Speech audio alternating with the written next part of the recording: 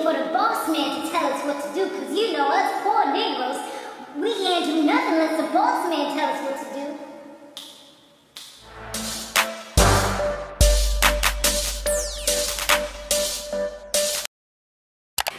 Hey, what's up? What's going on, you guys? So you guys have now tuned in to another recap of the haves and have-nots. Guys, make sure you subscribe to this channel if you haven't yet done so. Share this video wherever you like to share videos and give it that good old thumbs up. Oh, and you can also check out my other channel, which is Samore Love TV. This is Samore Love Real TV. Alright guys, so it starts off with David. Remember from last week, he had arrived and both Veronica and Katherine were there, and they're blaming each other for everything that's going on, like blaming each other, saying, oh, she's trying to kill me. And you know, he doesn't know who to believe. Maybe if this was years ago and he didn't see all the vicious things that Veronica had done, maybe, just maybe, he might have believed his soon-to-be ex-wife. But because he knows how bad she can be, she burn up the man's house, she kill off his girl that he was having an affair with, or almost had an affair with. Like, she's vicious, so he don't know what to believe right now.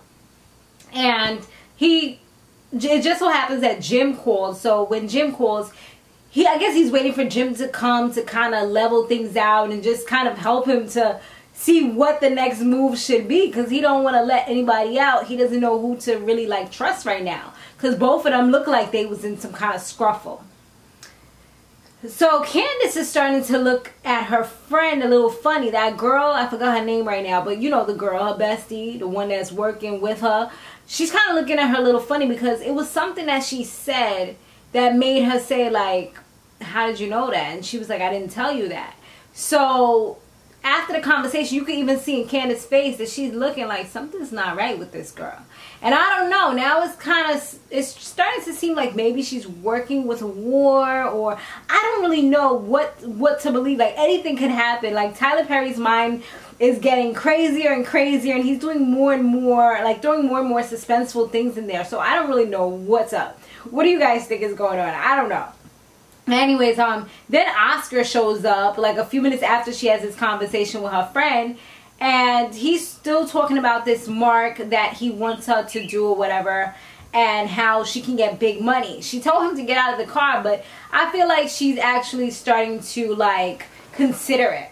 So meanwhile, the cops, they were in her place, and they're looking through all her stuff and everything, and she's trying to also get Chris, who is, you know, what's his name's bae, Jeffrey's bae, but he kind of like denies him. She's trying to get him to help her out so that they can kind of get all this like situated and settled or whatever.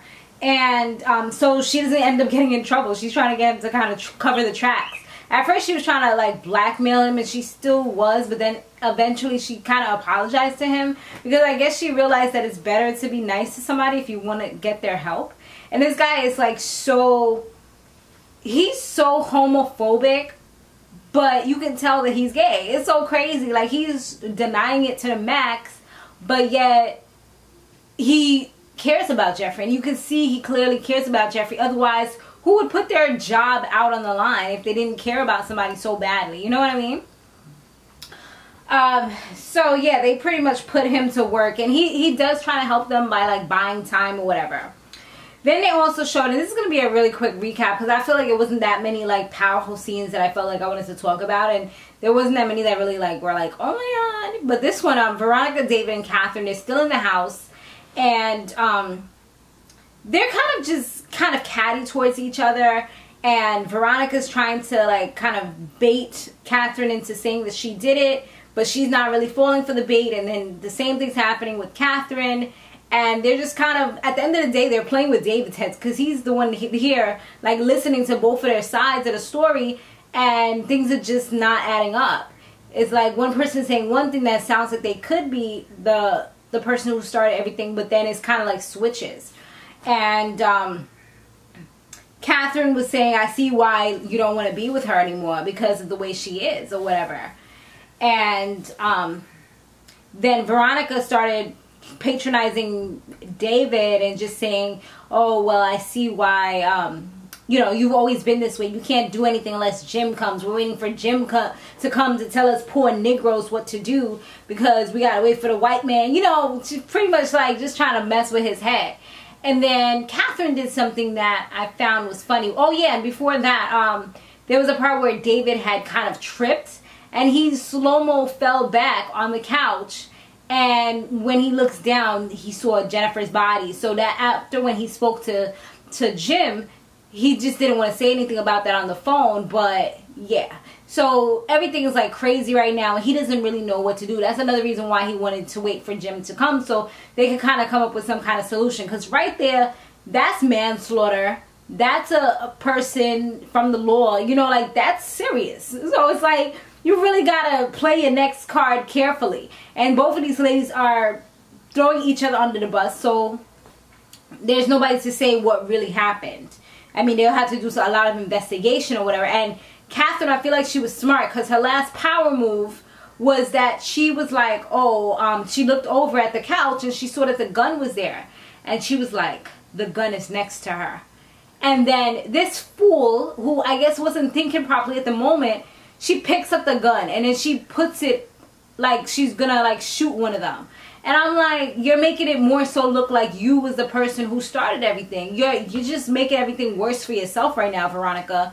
And on top of that, you just put your prints on the gun. So even if your prints wasn't on it before because you really didn't shoot her, now both of y'all prints is on the gun. So what you want to do is say now? She could always say her prints was only on the gun because she brought it down because she thought Veronica was going to hurt her. So that's the reason why she brought it down. Like, she can come up with any story she wants to if she wants to. You know what I mean? And at the end of the day, just like how Veronica is saying, you know, oh, we got to wait for these white people to come and tell us what to do. Yeah, and now the way you've been acting crazy, regardless of your stature in life, they're probably going to more so listen to Katherine and think of her, Veronica, as the aggressor. Like, they're going to most likely say, okay, although they're both powerful women, this one has had a history of doing, you know, such and such or whatever. And on top of that, her husband is divorcing her. There's some reason why. Meanwhile, this woman over here, she's a white woman. Her husband ran for office. You know, he's had a few scandals, but she's still sane. So they'll most likely believe her story over the black crazy woman. You know what I mean?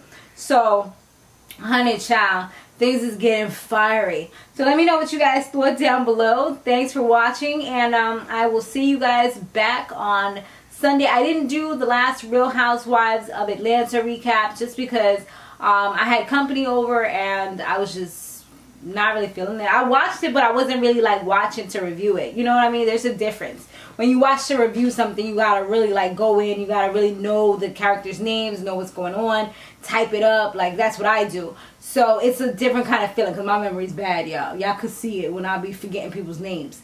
So yeah, I didn't do all of that, but I should hopefully be back with it on this Sunday coming up. So thanks for watching, guys. Stay fabulous, live free, and soar limitless. I'll see you in the next one.